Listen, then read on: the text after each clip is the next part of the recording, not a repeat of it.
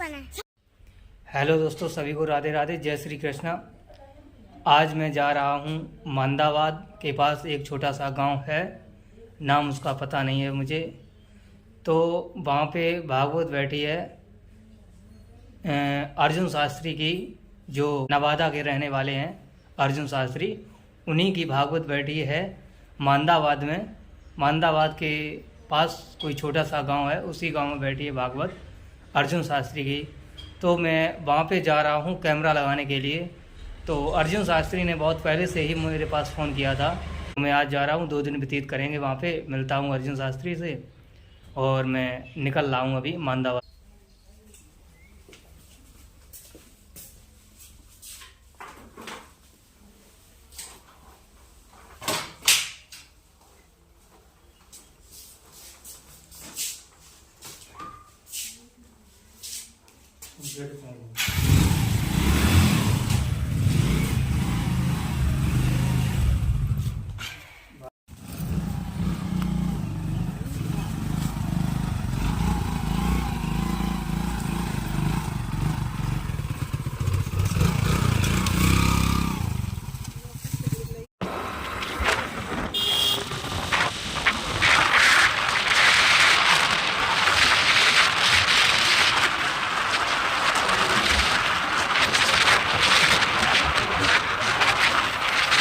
ये जो है जगह जो फरखाबाद के पास है, यहाँ पे अर्जुन शास्त्री की भागवत चल रही है। यही जगह है जहाँ पे भागवत चल रही है अर्जुन शास्त्री की। हेलो दोस्तों, मैं आ चुका हूँ यहाँ पे जहाँ पे भागवत चल रही है। ये मांदाबाद के पास ही गांव है। इस जहाँ पे भागवत चल रही है जगह का नाम है बनपोई। यहाँ पे ही भागवत चल रही है अर्जुन शास्त्री की। मैं वहाँ पे आ चुका हूँ। ये जो रोड गई है फरखाबाद के लिए है और मैं दिखा रहा हूँ शास्त्री जी अंदर बैठे हुए हैं इस मकान के अंदर।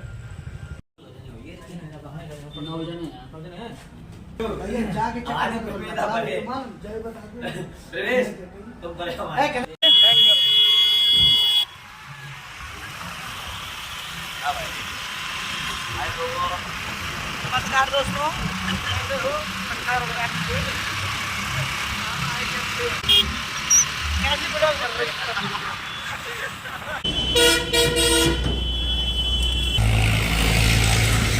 मैं फरखाबाद रोड पे हूँ, गैस प्लांट पे। यहाँ पे फिंगर खाने आया हूँ। फिंगर तो ख़त्म हो गए हैं, अब रोल बचे हैं, रोल खा रहा हूँ और मोमोज हैं थोड़े, मोमोज खा रहा हूँ। फिंगर तो ख़त्म हो गए। फिंगर के लिए हम लोग आए थे। ये अर्जुन शास्त्री के स्टाफ के लोग हैं।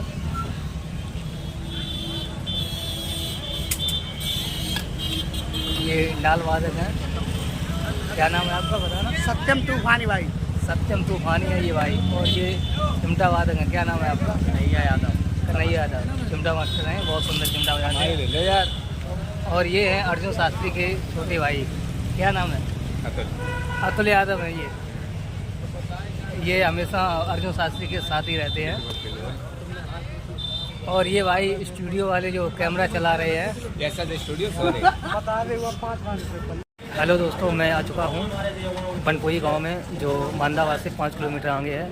और यहाँ पे अर्जुन शास्त्री की जो भागवत चल रही है, तो मैं वहाँ पे पहुँच चुका हूँ जहाँ पे अर्जुन शास्त्री हैं इस टाइम। चलिए मैं अर्जुन शास्त्री से थोड़ी मुलाकात कराते हैं। और अर्जुन शास्त्री जी बैठे हुए हैं, जिनकी कथा चल रही है इसी गाँव में, बनपोई गाँव में। चलिए मिलते हैं, कुछ बातचीत करते हैं। शास्त्री जी राधे राधे। राधे राधे भैया। हम कथा कब प्रारंभ हुई थी? कथा भैया 17 तारीख से, आज जो है तीसरा दिन है। आज 19 तारीख हो गई है, 17 से प्रारंभ। अच्छा।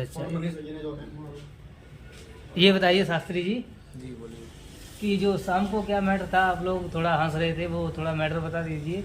कौन से वो कथावाचक थे जिनके बारे में कुछ त्रुटियां थी, वो निकाल रहे थे?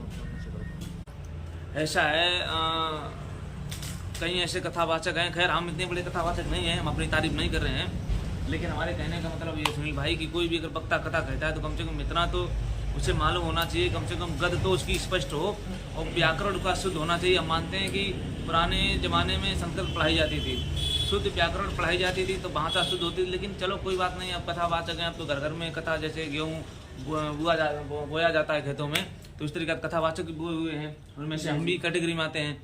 लेकिन कैटेगरी में आने के बाद ये सोचना चाहिए कि जिस तरीका से भाषा, जिस लैंग्वेज से कथावाचक बोलते हैं जी, जिस भाषा से वक्तव्य करते हैं, ना तो उनकी गद सही है, पद तो कोई दिक्कत नहीं किसी को, क्योंकि किसी के पास अगर हारमोनियम पेटी है तो गला नहीं है, और किसी का गला है तो पेटी बजाना नहीं जानता है, किसी के पास ताकत है तो दिमाग नहीं है, दिमाग है तो ताकत नहीं, किसी ना किसी चीज़ से परिपूर्ण नहीं है, एक आदमी अधूरा है। लेकिन कुछ ऐसे धूर्त पाखंडी जिन्हें हम किन शब्दों से सम्मानित करें वो हम आपको कह नहीं सकते हैं, कुछ ऐसे नालायक हैं जिन्हें ना तो शब्द हैं, ना तो गद है, ना तो पद है, और इस तरीका से जनता को गुमराह करते हैं कि क्या कहने को क्या कहते हैं। यहाँ तक कि अपने परमात्मा को, अपनी कथा को गाली भी दे जाते हैं, ऐसी इनकी गद है। तो आप बताइए, ऐसी गद सुनकर के कैसे भला होगा समाज का।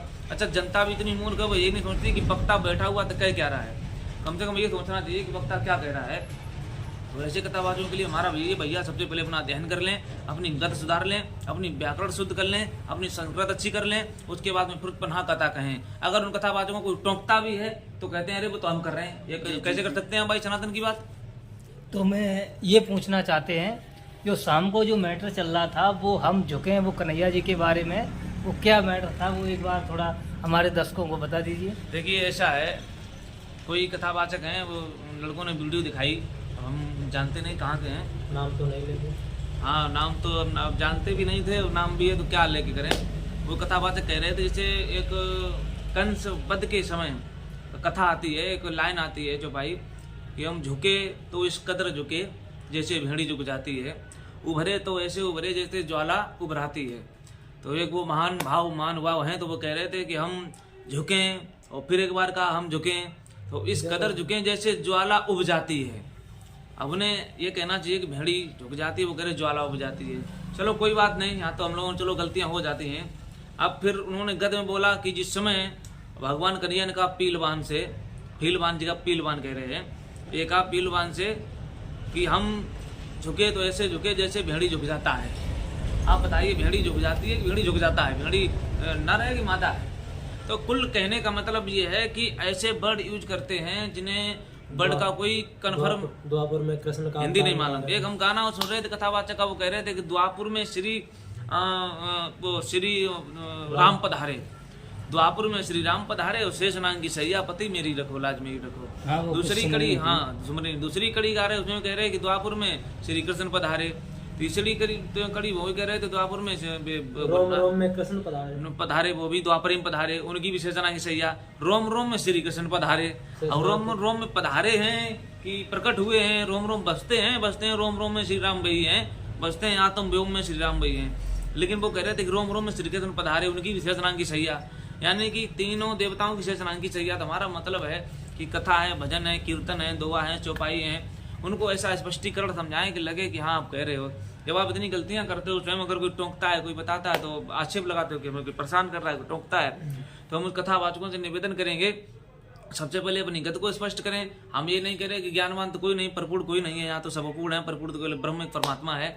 हालांकि परिपूर्ण कोई नहीं, लेकिन फिर भी इतना ध्यान में रखते हुए कि समाज के लिए हम कौन सा वर्ड यूज करें, कौन सा शब्द यूज करें, समाज के लिए कौन सी चपाई यूज करें, और समाज के लिए किस तरीका से कथा कहें, इतना भी उन्हें ध्यान नहीं है। केवल चश्मा लगा लिया, बढ़िया कपड़ा पहन लिया, बढ़िया खूब एक्टिंग चालू हो गई उनकी, तो एक्टिंग से कुछ नहीं होता। स्वर सम्राट जी श्रीमान जी ब्रजेश कुमार शास्त्री जी कहा करते थे कि दुकान में अगर सौदा है तो बोरा भर के बेचो, दुकान सजाने से कुछ नहीं होगा। लेकिन आज दुकान सजाने में लोग लगे हैं, सौदा तो है नहीं, दुकान सजी हुई है। तो हमारा निवेदन है सभी लोगों से, कथावाचकों से, कि बस ऐसे शब्द गद पद दोनों को अपना कंठस्थ तो क्लियर करें कन्फर्म, उसके बाद में फिर कथा कहें। ऐसी अनाप शनाप भाषा बकने से फिर कुछ नहीं होता है कि कहने को क्या है और कहने को क्या हो जाते हैं। और कुछ पूछना है आपको? शास्त्री जी एक बात और पूछना चाहते हैं। वो शास्त्री जी बोल रहे थे देवकी के लड़का, देवकी के पुत्र हुए थे, 8 हुए थे, फिर उसके आगे क्या बोल रहे थे वो मुझे ध्यान नहीं आ रहा है, वो थोड़ा बता दीजिए।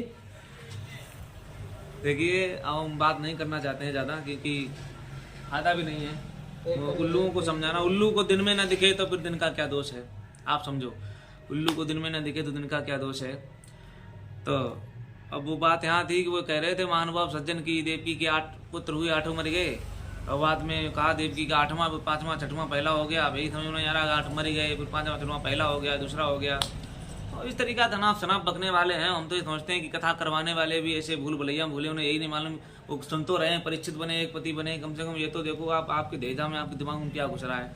कुछ घुस रहा है, कुछ ज्ञानवान की बातें होनी तो आप स्वीकार कीजिए।